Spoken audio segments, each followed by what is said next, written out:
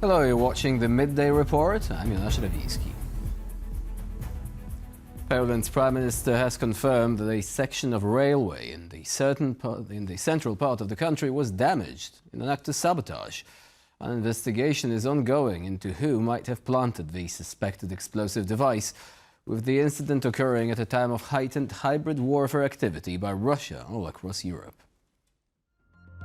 Poland is investigating a suspected act of railway sabotage after an explosive device ripped through a key track on the Warsaw-Lublin route, a corridor carrying traffic toward the Ukrainian border. Prime Minister Donald Tusk says emergency services and prosecutors are treating the blast as a deliberate attack. We're at the site of an explosion near Garwolin, close to the Mika station. The explosion was most likely intended to blow up a train on the Warsaw-Dęblin route, which also serves as a supply line to Ukraine. There is no doubt we're dealing with an act of sabotage. Fortunately, no tragedy occurred, but the situation is very serious. The police, the Central Police Investigation Bureau, the prosecutor's office and experts are on site, examining every detail of the case. The damage was found not far from Dęblin, home to Poland's main Air Force Academy and a major rail junction, underlining fears that critical military and logistics hubs are being targeted. This latest incident comes as Polish and European authorities warn of an escalating campaign of Russian hybrid operations, from arson to explosive packages, aimed at creating chaos far from the front lines in Ukraine. Hardly a week goes by without Polish state services detecting further acts of sabotage by Russia. These Russian actions are systematic and escalating, and they affect not only Poland. There have been many recent incidents, for example, parcels containing bombs set on fire to disrupt airport traffic. In May, Warsaw concluded that Russian intelligence ordered the 2024 fire at the Marewiska 44 shopping center, a huge market complex in the capital of Poland that burned almost entirely to the ground, marking one among several alleged sabotage actions targeting Poland and its allies. With investigations underway, Polish officials are stressing that the state is ready to respond firmly to any threat. Anyone who threatens the security of the Republic of Poland and its citizens will face consequences under the full weight of the law and all means available to the Polish state. Our security services are active and will continue to operate effectively. The message from Warsaw is clear. Critical infrastructure is no longer merely at risk from generic accidents. It may now be targeted in a strategic campaign, and Polish authorities are ready to respond swiftly and with full force. Poland is reopening two border crossings with neighboring Belarus, both of which had been closed due to security concerns. Pressure from local communities is leading the authorities to reconsider their decision. Yet questions about the role of Belarus in the ongoing security crisis in Europe remain. Lithuania recently took the opposite decision, sealing off the Belarusian border last month. This is one of the first trucks to enter Poland via the newly reopened Bobrovniki border crossing. Trucks queued for around 5 kilometers in anticipation over the weekend. Both the crossing here at Bobrovniki and at Kuźnica were reopened at midnight Sunday to Monday. Poland closed Kuźnica in November 2021, accusing Belarus of trying to push migrants across the border in order to destabilize both the country and the EU. Bobrovniki was shut down in February 2023, not long after a Belarusian court sentenced Polish-Belarusian journalist and activist Andrzej Poczobut to prison in a case widely condemned as politically motivated. Poland has significantly increased security on its border with Belarus to tackle ongoing illegal immigration attempts. Experts say there are two main reasons for reopening the crossings. The Polish government says that those two border points are opened first because the local communities, local business are suffering, and they need those trade, those contacts between people to be restored.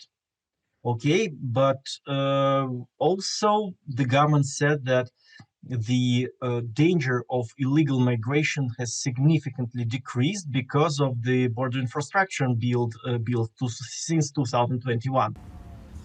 Under the new arrangements, Kuzhnitsa will handle only passenger vehicles, excluding buses, while Bobrovniki will allow cars, buses and freight vehicles.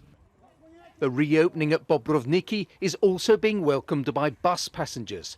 The new crossing point means journey times between Warsaw and the Belarusian town of Grodno via Białystok have halved. European Commission President Ursula von der Leyen has urged European leaders to find means to support Ukraine's budget throughout the 2026-2027 period. Yet the debate continues on how to achieve this, with frozen Russian assets remaining the main point of contention. To shed more light on the matter, our TVP World EU correspondent Angela Skujins brings you the latest.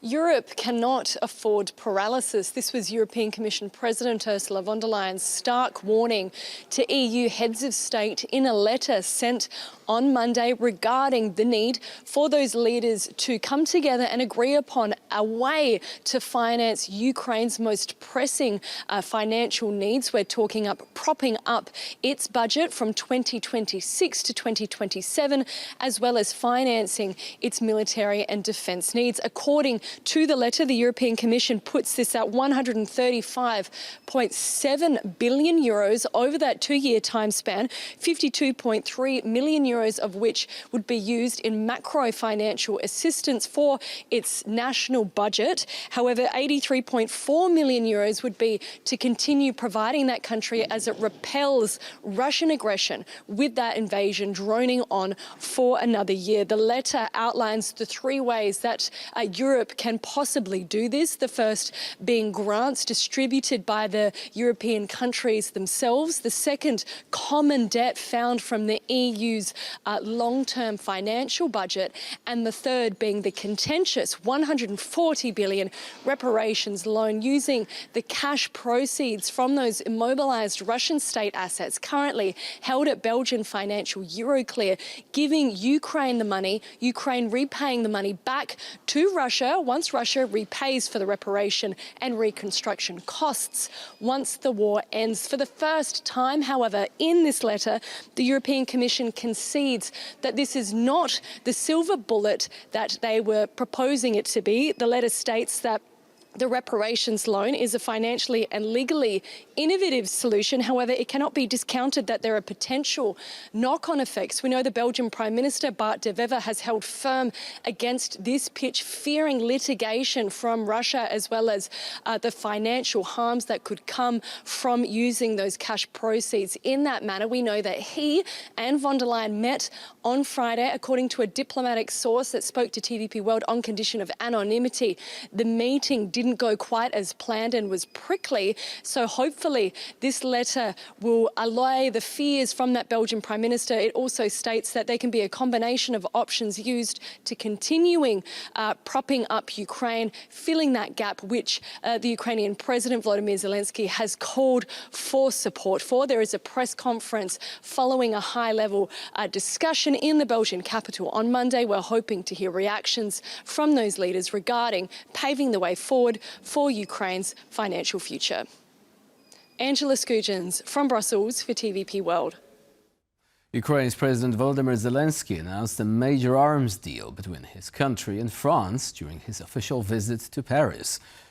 Under the agreement, Ukraine is expected to receive 100 French-made fighter jets as Kyiv continues to boost its military capabilities in the face of the ongoing Russian invasion. Handshakes to seal the deal. Ukrainian President Volodymyr Zelenskyy isn't leaving France empty-handed. President Emmanuel Macron has approved the delivery of 100 Rafale fighter jets to Ukraine. It's one of France's largest military commitments since the beginning of the war. Talks had been going on for weeks. Paris faced political and budget pressures, but Macron pushed ahead. France is already sending more Mirage jets beyond the 6 previously promised, along with another batch of Aster 30 air defense missiles. For Ukraine, the Rafale deal is a major step in building long-term air power. Meanwhile, it was all smiles in Athens as President Zelenskyy and his Greek counterpart, Prime Minister Kyriakos Mitsotakis, welcomed a critical agreement for Ukraine's energy security. Our agreements with Greece today are an important part of the large energy package that we've prepared for this winter to provide Ukraine with gas. Originating from the United States, the fuel will arrive to Ukraine's Odessa via the so-called vertical gas corridor, moving from a Greek port of Alexandroupolis through Bulgaria, Romania, and Moldova. The deal is set to run from December through March 2026 and comes amidst increased Russian strikes on energy infrastructure, which at one point in October had taken more than half of Ukraine's gas production capacity offline. Ukraine has relied heavily on gas extracted from its own production sources. Before the war, they covered about 70 to 80% of the country's demand for natural gas. Now, that domestic production is severely hindered. According to the Greek Prime Minister, the deliveries from Greece will also contribute to the entire continent's effort to wean off Russian gas. Without a doubt, all these developments are pivotal on the path toward a definitive break from Russian natural gas, because Europe will stop purchasing Russian gas, which will no longer be able to enter our continent in disguised form. Experts say that Poland is in contention for becoming a natural gas hub for the CEE region, even more so after the completion of the country's second LNG terminal.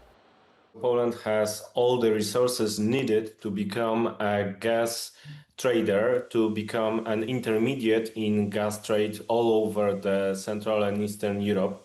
Poland already provides Ukraine with natural gas, last month covering 40% of the country's total imports. A German auction house has cancelled an extremely controversial auction of Holocaust-related mementos and items following a wave of protests.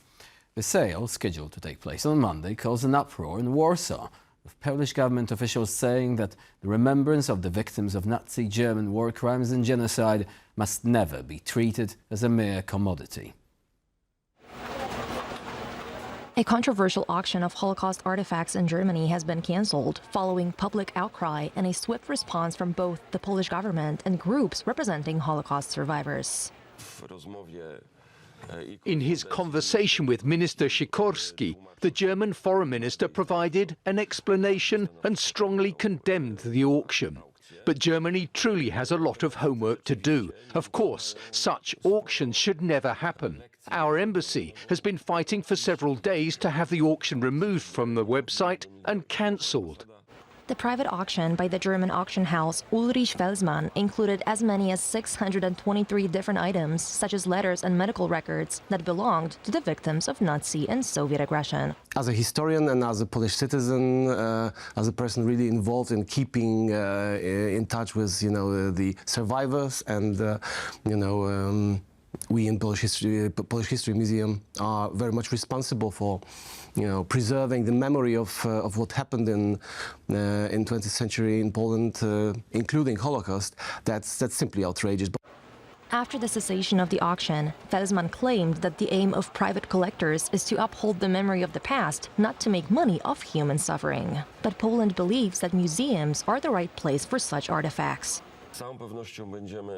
We will certainly hold talks with Germany to make sure that most of these artifacts of terrible crimes, at least those that come from Poland, for example from the Auschwitz camp, are placed in the Auschwitz Museum.